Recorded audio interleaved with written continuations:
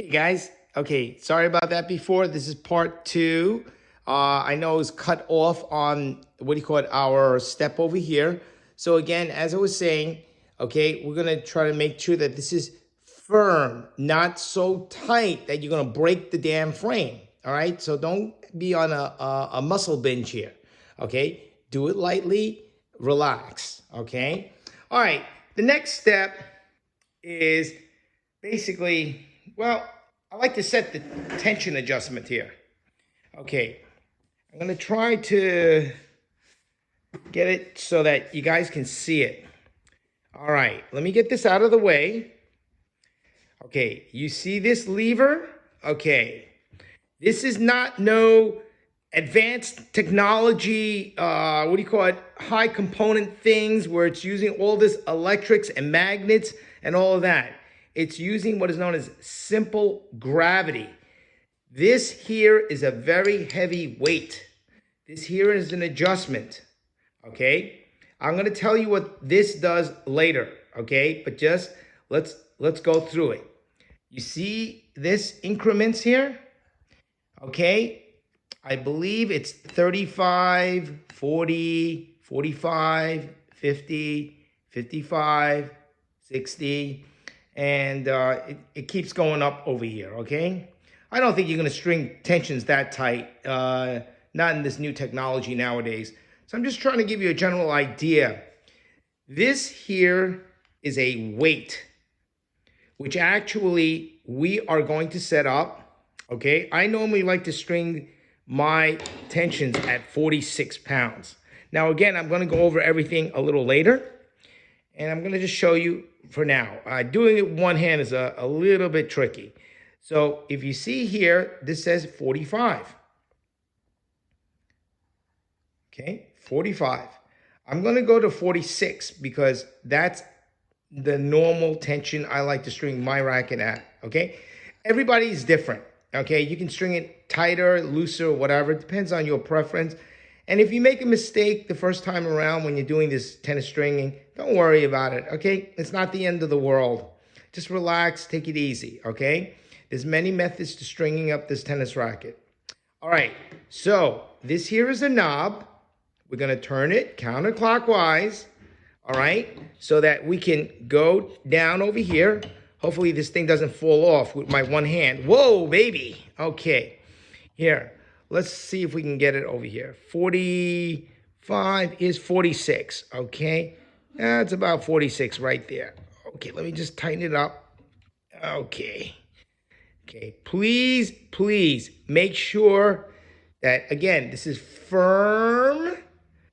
Okay, firm so that it doesn't fall over. It has a great screw on the inside over here that actually holds this thing together inside here. So again, make sure it's firm so it doesn't fall down while you're stringing the racket, okay? Now, as you can see,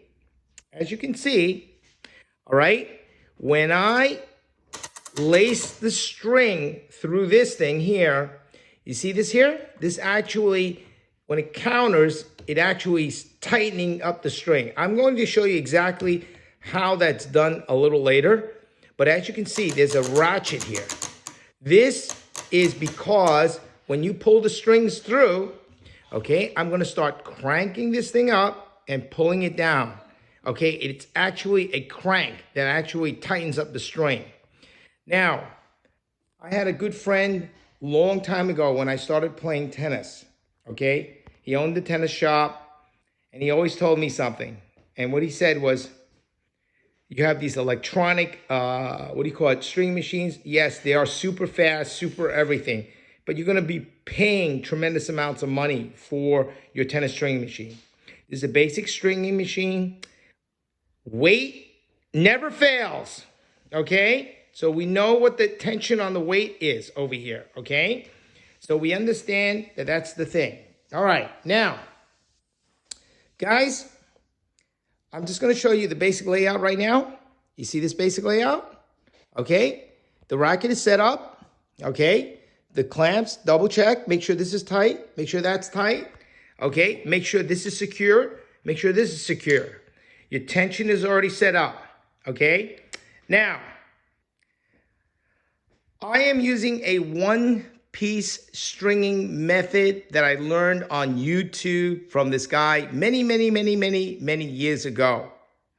I enjoy doing it this way because I feel as if you have a pretty even tension inside the stringing racket itself, so it's pretty consistent.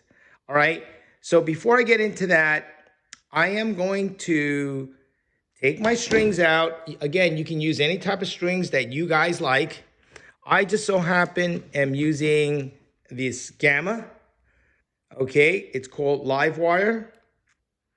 Okay, it's a multi-filament. It's pretty soft. I like to use what is known as a 16 gauge. So as you already know, the higher the number, the thinner the gauge. The lower the number, the thicker the gauge. Okay, whether or not something lasts longer or whatever really depends on you. Okay, so if you're comfortable with a set of strings, go on it. Again, don't get hooked up on everything else, all right? So what I am going to do is I'm going to count the length of the string. This racket is divided into two pieces, the left side, the short side, and the right side. This is the long side. Okay, left is short, right is long, okay? And you'll understand what that means after I start doing this thing for you, okay? So the next step is let us count the number of lengths that we need for the short side. The number is normally 7 lengths of this racket that I'm going to measure out with the string. I'm going to measure the string from here to here, 7 lengths. I know for a fact on my own racket that 7 lengths, yes, it will, cover this side.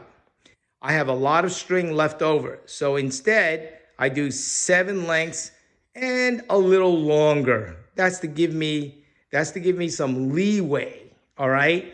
That if anything, I need some extra string in order to pull it. You'll see what I'm saying afterwards, okay? So guys, all right, this is part 2, okay? I'm gonna put the string together, all right? After I put the string together, I'm gonna show you exactly how I put it together in the tennis racket.